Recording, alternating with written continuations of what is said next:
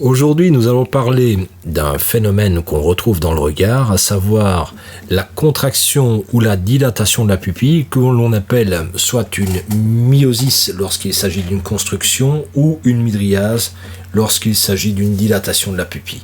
Alors, lorsqu'on parle de rétraction ou dilatation, pour ceux qui me suivent un peu et qui m'ont déjà entendu parler de la morphologie, vous avez déjà entendu parler de ces éléments. Dilatation, rétraction, notamment du visage.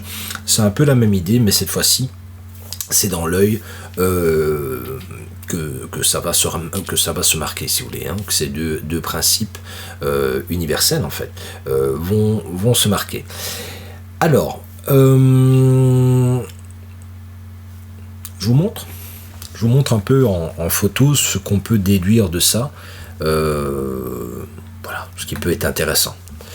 Alors je commencerai par ceci, d'abord vous présenter la différence entre une mydriase, vous voyez, dilatation, et une myosis. Alors je sais, vous allez me dire, oui mais bon, c'est normal d'avoir ça, notamment la pupille devient beaucoup plus petite lorsqu'il y a de la lumière, et c'est tout à fait logique, et puis la pupille devient plus grande lorsqu'il y a moins de luminosité, et donc on la cherche d'une certaine manière, on la capte. C'est vrai, donc ça joue un rôle, c'est indéniable, hein. On a une tendance, lorsqu'on prend vraiment de la lumière de face, à être en myosis, donc dans une forme de rétraction, et lorsqu'il n'y a pas assez de lumière, eh bien on la recherche, et donc on développe une mydriase. Donc c'est vrai, ça joue un rôle. Alors d'autres me diront, oui, ben, ok, très bien, on peut aussi voir ce phénomène, notamment lorsque on prend certaines drogues, et donc oui, en effet, hein, on pourrait très bien avoir, vous voyez ici, donc une différence entre une mydriase ou une myosis selon le type de drogue, en fait. Hein. Vous savez, il y a des drogues qui amèneront plus facilement des myosises, donc une constriction, et puis des drogues qui amèneront plus facilement une mydriase. Donc, même chose, est-ce que les drogues peuvent jouer? Oui. Est-ce que certaines maladies des yeux peuvent jouer? Oui. Est-ce que vous pourriez avoir par exemple, un œil avec une mydriase, ici, excusez-moi, une myosis, et là, une mydriase? Oui, tout ça, ça peut exister. Est-ce que c'est mon propos? Non. Aujourd'hui, on va plutôt parler d'un autre phénomène. Et pour ce faire, je vais vous montrer directement quelque chose que vous connaissez tous, une affiche électorale. Voilà, alors, si je prends cette affiche, je l'ai prise comme ça, hein. Je n'ai pas d'obédience politique personnellement, donc voilà, je m'amuse juste à vous montrer quelque chose qu'on peut retrouver partout. Vous voyez ? Alors là, pour les photos prises où clairement le personnage principal est placé un peu plus loin, on peut s'autoriser ceci, hein, à savoir, en effet, une petite, plutôt ici assez forte,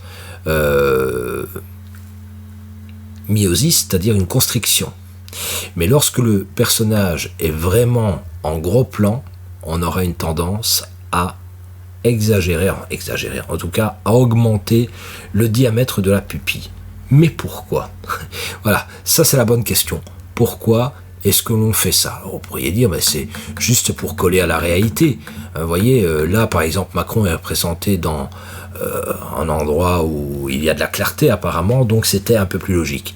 Non, la réalité c'est que votre œil est plutôt attiré par ceci, vous voyez, ça prend une grande partie de l'image, et on s'attarde moins sur les yeux. Par contre là, vous voyez, on n'a pas cet ensemble, sans jeu de mots, et on n'a pas cet ensemble, et le visage est vraiment beaucoup plus exposé. Lorsque vous aurez une tête d'affiche, que ce soit une tête d'affiche électorale, que ce soit une star, etc., vous remarquerez, on a toujours retravaillé les pupilles. Mais pourquoi?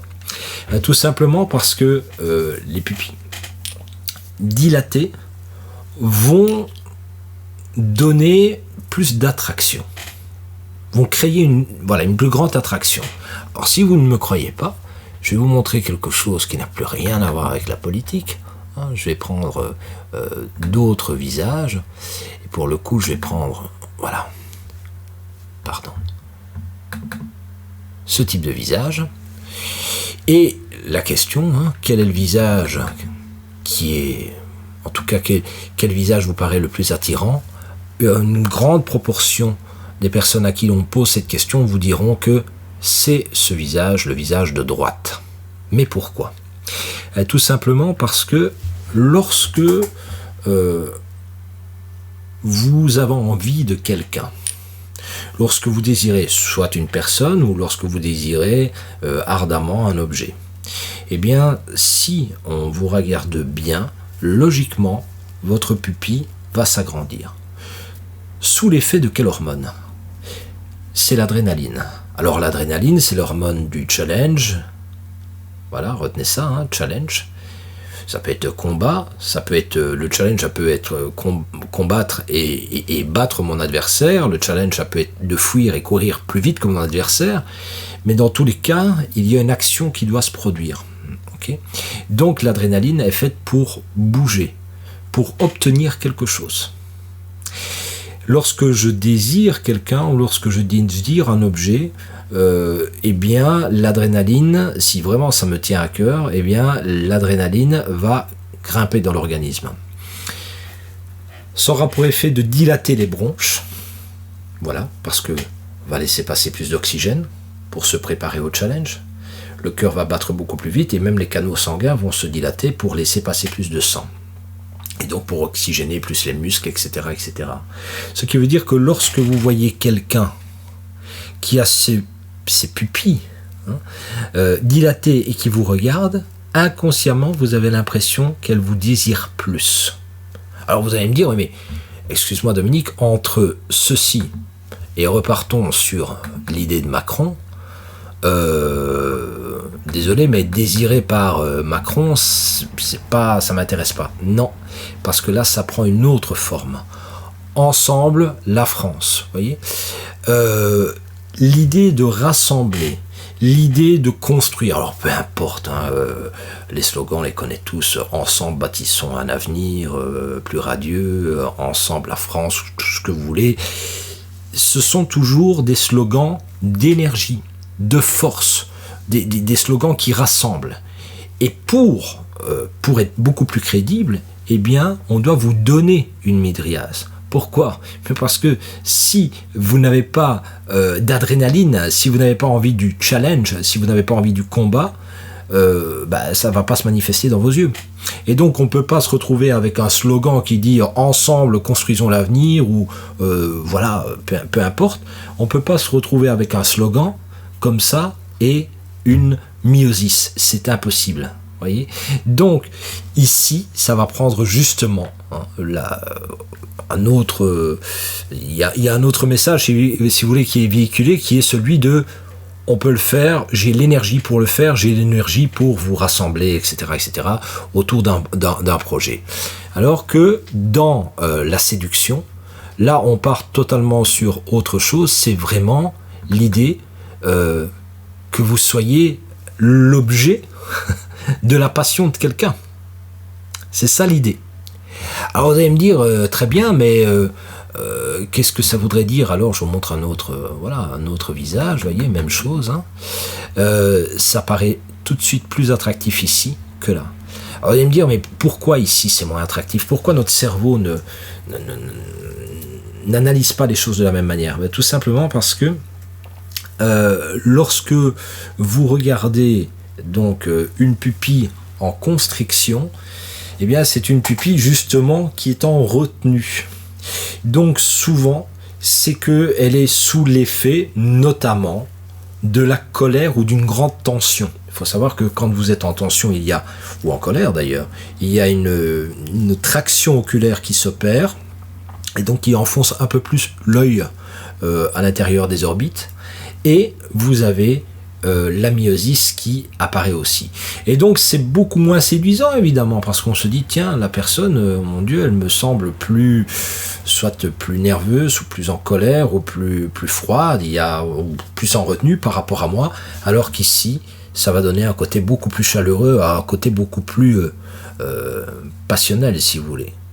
Donc voilà, ça c'est, je pense, quelque chose d'intéressant, c'est de montrer cette différence. Il y a même des études qui ont démontré qu'on pouvait prendre deux personnes, les placer, sans qu'elles le sachent évidemment, les placer dans des conditions un peu d'un rendez-vous, dans une lumière tamisée, donc qui va provoquer la midriase, mais là cette fois-ci à cause du manque d'éclairage. Et on signale au premier sujet de regarder les yeux de l'interlocuteur ou de l'interlocutrice parce que il y a peut-être quelque chose d'intéressant à percevoir, et de l'autre côté, on dit exactement la même chose à l'autre personne. Donc ces personnes, sans le savoir, regardent les yeux de l'interlocuteur. Et comme chacun d'entre eux voit une midriase apparaître, mais cette fois-ci provoquée par l'environnement, eh bien, elles sont sous le charme. Donc on remarque qu'en plaçant deux individus qui ne se connaissent pas et en provoquant de manière presque artificielle une midriase, et en leur demandant de bien regarder ce qui se passe dans le regard de l'interlocuteur, eh bien, ils sont sous le charme. Donc c'est vraiment, si vous voulez, quelque chose que notre cerveau interprète et qui directement va changer la chimie de notre cerveau. Voilà. Alors, pour ceux, encore une fois, qui me suivent de temps à autre, vous savez que je suis un amoureux de cinéma, je voulais quand même vous signaler ceci. On m'a posé la question dernièrement, donc je réponds. Est-ce que ça existe réellement les yeux noirs ? Alors, les yeux noirs, c'est très très rare. Pourquoi ? Parce que,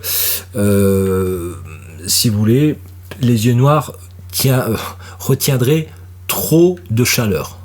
Donc, ce n'est quasiment pas possible. Ce sont des yeux bruns foncés, mais des yeux noirs purs, c'est vraiment... voilà, je ne vais pas vous dire que ça n'existe pas, mais c'est extrêmement rare en tout cas. Et alors, les yeux qui sont encore... qui n'existent pas réellement et qui vous montrent que ce n'est pas humain, c'est évidemment ce type comment vais-je dire, de noirceur, mais qui envahit complètement l'œil, donc vous ne voyez plus la sclérotique, vous ne voyez plus le blanc, ce qui vous signale que la personne qui est en face de vous n'est pas de nature humaine, si vous voulez, parce qu'on devrait voir la sclérotique, et aucune midriase ne peut se développer à ce point. Voilà, ça c'était juste le petit bonus pour les fans de cinéma, c'est juste pour montrer que soit une entité a pris possession, ou peu importe qu'elle soit extraterrestre ou d'une autre origine, mais c'est un peu l'idée. Voilà, donc dans tous les cas de figure, ce qu'il faut retenir, c'est que pour le côté passionnel, midriase. La retenue sera plutôt évoquée par la myosis, voire comment vais-je dire, la retenue, voire la colère. Même chose dans les codes cinématographiques, parfois on voit ça, oui. Lorsque la personne sent la nervosité ou la colère monter en elle, on voit une espèce de constriction de la pupille. Voilà, qui a lieu. Voilà les amis, écoutez, j'espère que ça vous a plu, c'est toujours un détail en plus, pour pouvoir analyser les yeux, le regard de quelqu'un, donc tout ça fait partie du décodage finalement, du non-verbal, de la structure morphologique, etc. Quoiqu'ici on n'est pas réellement dans du structurel, c'est un peu différent, mais voilà, ça suit un peu les petites formations que je vous ai données, notamment sur comment décoder le regard. Voilà, bonne journée ou bonne soirée à tous et à toutes.